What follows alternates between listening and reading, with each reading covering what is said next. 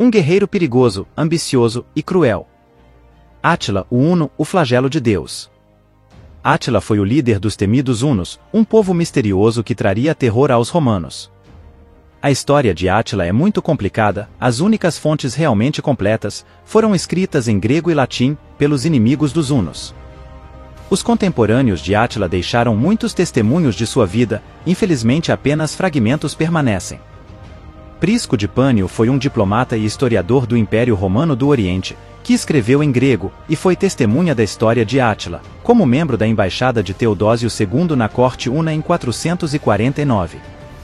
Prisco foi claramente influenciado pela sua posição política, mas a sua escrita é uma grande fonte sobre a vida de Átila, e ele é a única pessoa conhecida por ter registrado uma descrição física dele.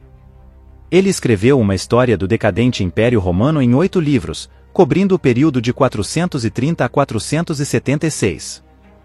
Infelizmente, sobreviveram apenas fragmentos da obra de Prisco. A investigação arqueológica descobriu alguns detalhes sobre o estilo de vida, a arte e a guerra dos Hunos.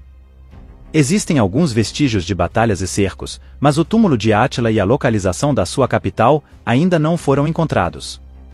Os Hunos eram um grupo de nômades eurasianos, surgidos do leste do Volga, que migraram ainda mais para a Europa Ocidental, e por lá, eles criaram um enorme império. Suas principais técnicas militares eram o tiro com arco montado e o lançamento de dardo. Eles estavam em processo de desenvolvimento de assentamentos antes de sua chegada à Europa Ocidental, mas os Hunos eram uma sociedade de guerreiros pastoris, cuja principal forma de alimentação era a carne e o leite, produtos de seus rebanhos. A origem e a língua dos Hunos têm sido objeto de debate há séculos. Segundo algumas teorias, os seus líderes pelo menos, podem ter falado uma língua turca. De acordo com a Enciclopédia dos Povos Europeus, os Hunos, especialmente aqueles que migraram para o oeste, podem ter sido uma combinação de linhagens turcas, mongólicas e úgricas da Ásia Central. O pai de Átila, Mundilco, era irmão dos reis Oktar e Ruga, que reinaram conjuntamente sobre o Império Huno no início do século V. Esta forma de diarquia era comum entre os Hunos, mas os historiadores não têm certeza de como ela foi imposta. A família de Átila era de uma linhagem nobre, mas é incerto se eles constituíam uma dinastia real. Até mesmo a data de nascimento de Átila é debatida. Alguns historiadores dizem que foi em 395, outros preferem uma estimativa entre a década de 390 e a primeira década do século V. Vários historiadores propuseram 406 como a data. Átila cresceu em um mundo que estava mudando rapidamente, seu povo era formado por nômades, que haviam chegado recentemente à Europa. Eles haviam cruzado o rio Volga durante a década de 370, e anexaram o território dos alanos, depois atacaram o reino gótico entre as montanhas dos Cárpatos e o Danúbio. Eram um povo muito móvel, cujos arqueiros montados adquiriram uma reputação de invencibilidade, e as tribos germânicas pareciam incapazes de enfrentá-los. Vastas populações que fugiam dos Hunos, saíram da Germânia e foram para o Império Romano no oeste e no sul, e ao longo das margens do Reno e do Danúbio. Em 376, os godos cruzaram o Danúbio, inicialmente submetendo-se aos romanos, mas logo se rebelando contra o imperador Valente, a quem mataram na Batalha de Adrianópolis em 378. Um grande número de vândalos, alanos, suevos e borgonheses cruzaram o Reno e invadiram a Gália Romana em 31 de dezembro de 406, para escapar dos Hunos. O Império Romano estava dividido ao meio desde 395 e era governado por 2 imperadores, com a capital ocidental em Ravenna e a outra em Constantinopla, no Oriente. Os imperadores romanos, tanto do Oriente como do Ocidente, eram geralmente da família teodosiana, durante a vida de Átila. Os Hunos dominavam um vasto território com fronteiras incompreendidas, com um povo determinado a conquistar mais e mais. Alguns foram assimilados à nacionalidade Huna, enquanto muitos mantiveram suas próprias identidades e governantes, mas reconheceram a soberania do rei dos Hunos. Os Hunos causaram indiretamente muitos problemas aos romanos, levando várias tribos germânicas para o território romano, mas as relações entre os dois impérios eram cordiais. Os romanos usaram os Hunos como mercenários contra os alemães, e até mesmo em suas guerras civis. O usurpador João conseguiu recrutar milhares de Hunos para o seu exército contra Valentiniano III em 424. Foi Aécio, mais tarde patrício do Ocidente, quem administrou esta operação.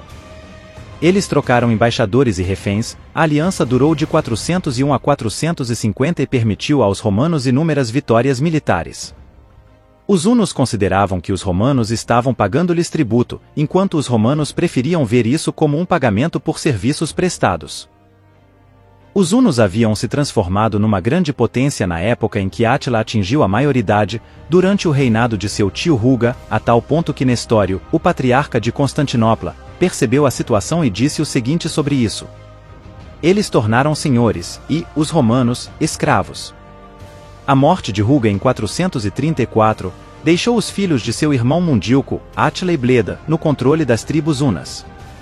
Na época da ascensão dos dois irmãos, as tribos hunas estavam negociando com os embaixadores do imperador romano oriental Teodósio II, o retorno de vários renegados que haviam se refugiado no Império Romano Oriental, possivelmente nobres hunos que discordavam da posição de liderança dos irmãos. Em 435, Átila e Bleda fizeram uma reunião com os romanos, onde conseguiram um tratado vantajoso. Os romanos aceitaram devolver os fugitivos, em duplicar o seu tributo de ouro, em abrir os seus mercados aos comerciantes hunos, e em pagar um resgate por cada romano feito prisioneiro pelos hunos. Os hunos, obviamente felizes por esse tratado, saíram do Império Romano e regressaram à planície húngara, provavelmente pensando em consolidar e fortalecer o seu império. Teodósio aproveitou esta oportunidade para fortalecer as muralhas de Constantinopla, construindo o primeiro muro marítimo da cidade, e para construir as suas defesas fronteiriças ao longo do Danúbio. Os hunos permaneceram fora da zona de influência romana durante os anos seguintes, enquanto invadiam o Império Sassânida. Eles foram derrotados na Armênia pelos sassânidas, abandonaram a invasão e voltaram as suas atenções para a Europa. Em 440, reapareceram com força nas fronteiras do Império Romano, atacando os mercadores à margem norte do Danúbio, estabelecido pelo Tratado de 435. Cruzando o Danúbio, eles devastaram cidades e fortes romanos. O avanço deles começou em Margó, onde exigiram que os romanos entregassem um bispo que havia retido uma propriedade que Átila considerava sua. Enquanto os romanos discutiam o destino do bispo, ele escapou secretamente e se entregou para os hunos, traindo a cidade e a entregando aos hunos. As forças de Átila avançavam sobre as cidades ao longo do Danúbio, e os vândalos capturaram a província romana ocidental da África e a sua capital, Cartago.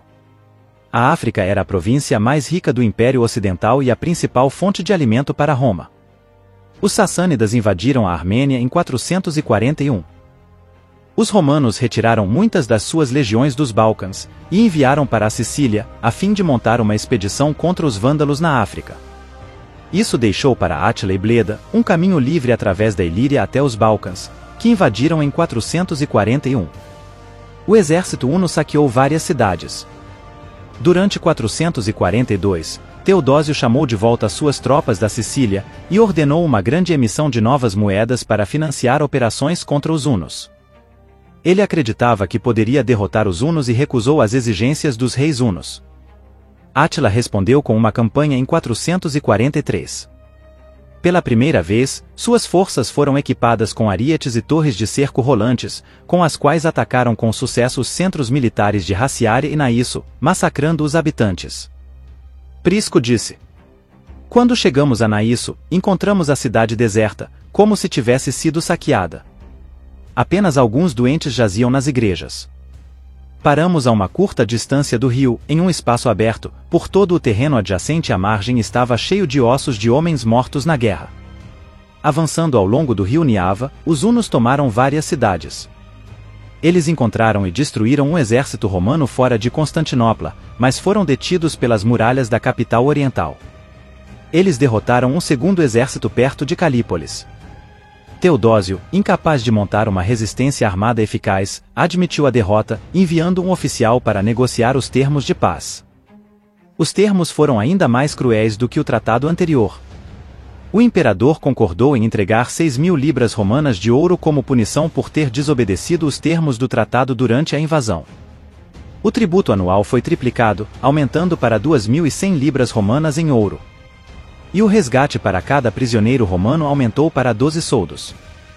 Os termos foram aceitos, e os hunos se retiraram para seu império. Bleda morreu após a saída dos hunos de Constantinopla, provavelmente por volta de 445. Átila então assumiria agora sozinho o título de rei dos hunos, e com isso, os romanos estariam condenados a sofrer ainda mais na mão do rei dos hunos, o flagelo de Deus. Muito obrigado a todos vocês que assistiram até aqui, espero que tenham gostado. Se gostou, deixe seu like e compartilhe com o máximo de pessoas que puder, e não esqueça de nos seguir no Instagram. Conto com vocês, fiquem com Deus e até o próximo vídeo.